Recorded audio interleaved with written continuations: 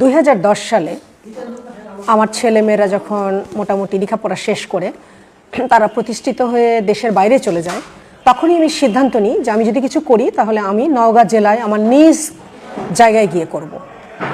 তো চলে আসলাম নওগাঁয়। তো নওগাঁ চলে এসে আমার যে আশ্রমটি তৈরি হলো সেটা অসহায় দরিদ্র বিধবা এতিম প্রবীণ ছিন্নমূল পথশিশুদের নিয়ে। অনেক পেছনের একটি ঘটনা। আমি তখন ব্যাংকে জব করতাম, the Dhaka mercantile cooperative bank, একটা সমবায় ব্যাংক আর কি। সেখানে একজন ভদ্রমহিলা আসতেন, উনি আমাদের ক্লায়েন্ট ছিলেন। তো একা থাকতেন, উনি একদম একা। তো উনি আসতেন, আমার সঙ্গে কথাবার্তা বলতেন। তো ধীরে ধীরে মনে হলো যে আমি ওনার নিকটাত্মীয় হয়ে গেছে। মানে একজন প্রবীণ মানুষ যখন কারো কার সঙ্গে কথা বলতে পারে, স্বাচ্ছন্দ্যে তার সঙ্গে আসতে পারে, উনি প্রত্যেক দিনই প্রায় ব্যাংকে আসতেন। তো হঠাৎ করে একদিন উনি আসছেন না, 2 দিন হয়ে গেছে আসছেন না। এখন আমি একটু অশান্তি বোধ করছি যে উনি কেন আসছেন না। তো আমি চলে গেলাম, দেখি উনি কী জন্য আসছেন। কিন্তু গিয়ে দরজা সব বন্ধ, কিভাবে কি করি, ঢোকার মতো কোনো বুদ্ধি পাচ্ছি না, লোকজনও কিচ্ছু না। আমি জানতাম উনি একা থাকেন, আমি কখনো ওনার বাসায় যাইনি, কিন্তু আমি লোকেশন জানি আর কি। আমি পুলিশের সহযোগিতায় ওনার গেট ভেঙে ভিতরে ঢুকে যেটা দেখলাম সেটা খুবই হৃদয় বিদারক ঘটনা। উনি মাটিতে পড়ে আছেন, তখনও জীবিত আছেন, শুধু তাকিয়ে আছেন, কিন্তু জ্ঞান থাকলেও জ্ঞান আছে কিনা বোঝা যাচ্ছে না, তাকিয়ে আছেন, মানে শরীরের কোনো মুভমেন্ট নাই আর কি। এটা কতক্ষণ পড়েছিলেন, কখন থেকে ছিলেন, এটা আমার জানা নাই। আমি সঙ্গে সঙ্গে ও বিছানা থেকে একটা চাদর তুলে ওনাকে জড়িয়ে পুলিশকে একটু সাহায্যের জন্য বললাম। ওনারা আমাকে যথেষ্ট সাহায্য করেছেন।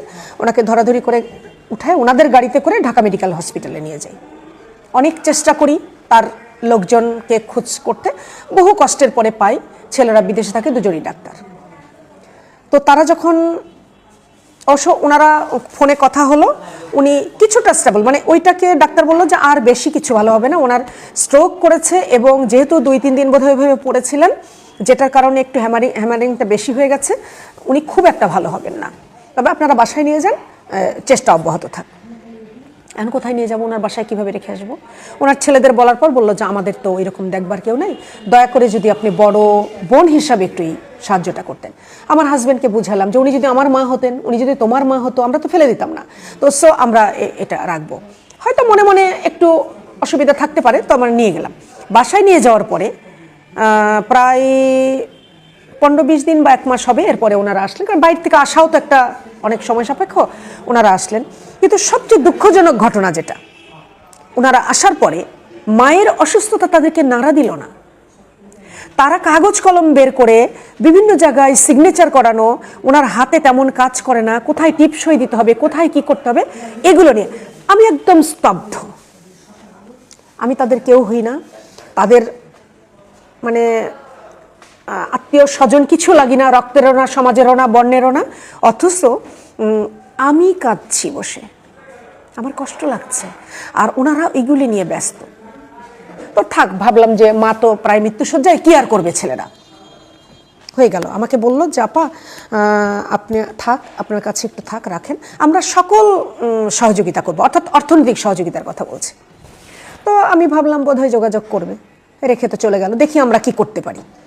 অনিশ্চিত রেখে কিন্তু চলে গেল। এই যে দুঃখজনক ঘটনা, কোথায় চলে গেল?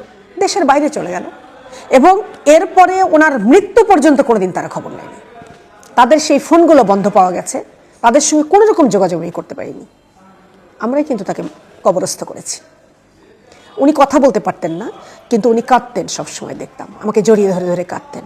তো এখান থেকে আমার মনে হলো মানুষ আসলেই অসহায়। টাকা পয়সা থাকলেই মানুষ সহায় হয় না, টাকা পয়সা থাকলে সব কিছু হয় না, অন্তর থেকে একটা কিছু চাওয়া পাওয়া থাকতে হয়।